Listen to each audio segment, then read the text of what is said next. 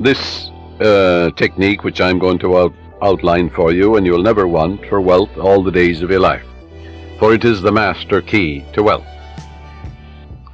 The first step is to reason it out in your mind that God, or the life principle, or the living spirit, is the source of the universe, the galaxies in space, and everything you see. Whether you look at the stars in the sky, the mountains, the lakes, the deposits in the earth and the sea, or all animals and plants. The life principle gave birth to you, and all the powers, qualities, and attributes of God are within you. Come to a simple conclusion, that everything you see and are aware of came out of the invisible mind of the infinite, or the life principle. And that everything that man has invented, created, or made came out of the invisible mind of man. And the mind of man and the mind of God are one, for there's only one mind. That mind is common to all individual men.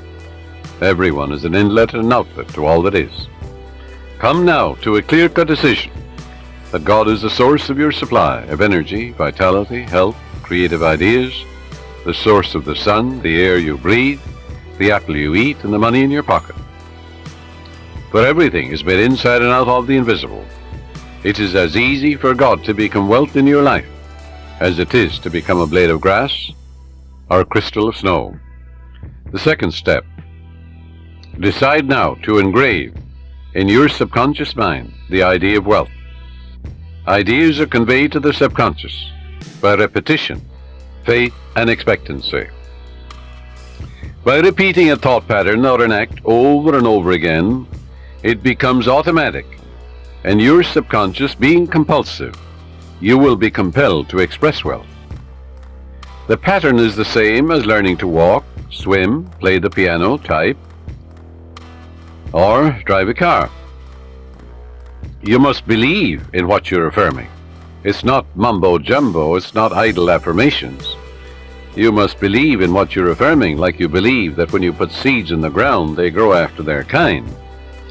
And the seeds are thoughts deposited in your own subconscious mind. Realize that what you are affirming is like the apple seeds you deposit in the ground, and they grow after their kind. You can imagine the seeds going from your conscious to your subconscious mind and being reproduced on the screen of space. By watering and fertilizing these seeds, you accelerate their growth. Know what you are doing and why you are doing it. You're writing it with your conscious pen in your subconscious mind. Because you know, wealth is walk down the street and you see it. Can you count the flowers along the road as you drive? Can you count the sands on the seashore? Can you count the stars in the sky? Can you count the wealth that you're walking on? Yes, underneath you. Maybe oil, gold, silver, uranium. If you ever think of the riches of the sea, the soil, the air. So third step is repeat the following affirmation for about 5 minutes, night and morning. I am now writing in my subconscious mind the idea of God's wealth. God is the source of my supply, and I know God is the life principle within me, and I know I'm alive. And all my needs are met at every moment of time and point of space. God's wealth flows freely, joyously, and ceaselessly into my experience, and I give thanks for God's riches forever circulating in my experience. Step 4.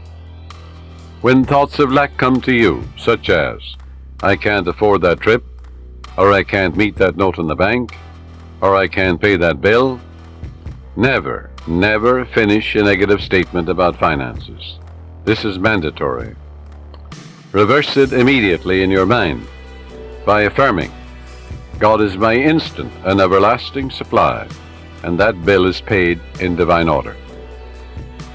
If a negative thought comes to you 50 times in 1 hour, reverse it each time by thinking and affirming, God is my instant supply, meeting that need right now. After a while, the thought of financial lack will lose all momentum, and you will find your subconscious is being conditioned to wealth. If you look at a new car, for example, never say, I can't buy that or I can't afford it. Your subconscious takes you literally and blocks all your good. On the contrary, say to yourself, that car is for sale. It is a divine idea, and I accept it in divine order through divine love. This is the master key to wealth. It's impossible for any sincere person to practice this technique and not have all the wealth he or she needs all the days of your life. So follow it, and you're setting the law of opulence in operation. It will work for you as well as for anybody else. The law of mind is no respecter of persons. Your thoughts make you wealthy or poor.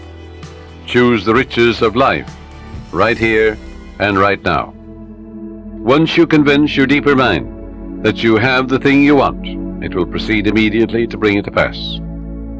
So believe in God's wealth and God's riches, which are all around you, by the way.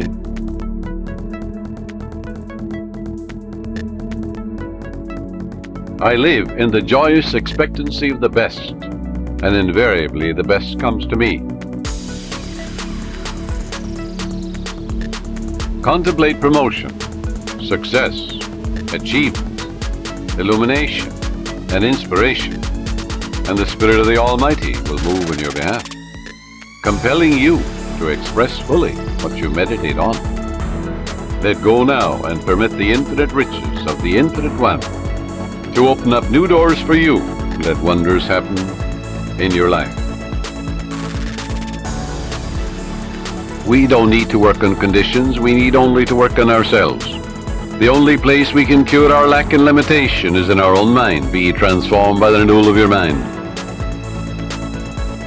Your subconscious mind accepts your convictions, what you really believe.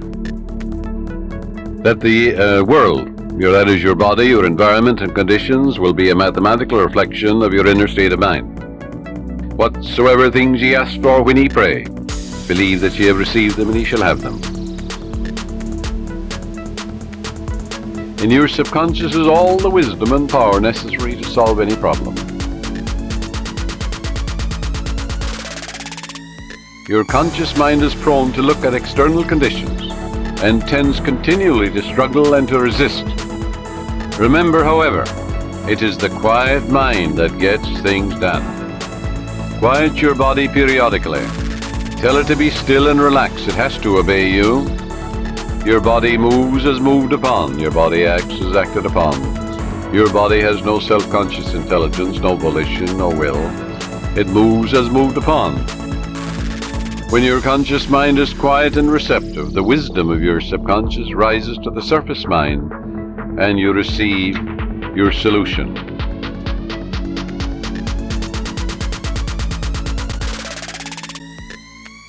Constantly affirm, feel and believe that God multiplies your good exceedingly, and you will be enriched every moment of the day, spiritually, mentally, intellectually, financially, and socially, for there's no end to the glory of man for his daily living.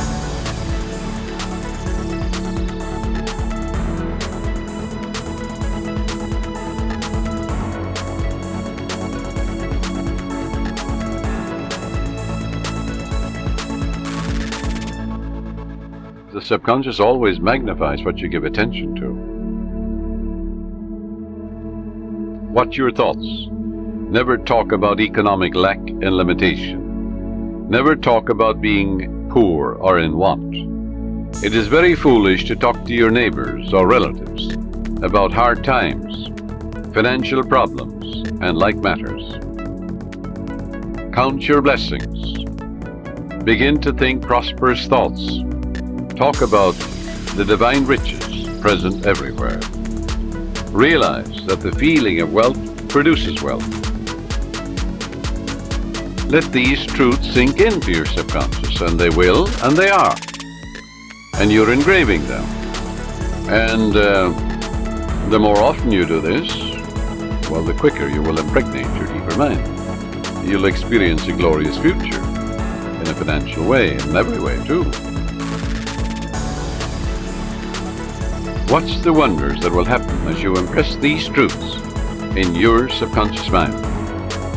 There is a presence and a power within you, and you can use it, and you can stir up, as Paul says, the gift of God within you. For God is the giver and the gift, and everything has been given to you. And therefore you can tune in and claim guidance, right action, beauty, love, peace, abundance, security. You can say to yourself, well, God's ideas unfold within me, bringing me harmony, health, peace and joy. If you're in business, you're a professional man, you're an artist, you're an inventor, just sit down quietly and say, God reveals to me new creative ideas, original, wonderful ideas, which bless humanity in countless ways. And then watch the wonderful ideas come to you. And they will come. Because when you call, it answers.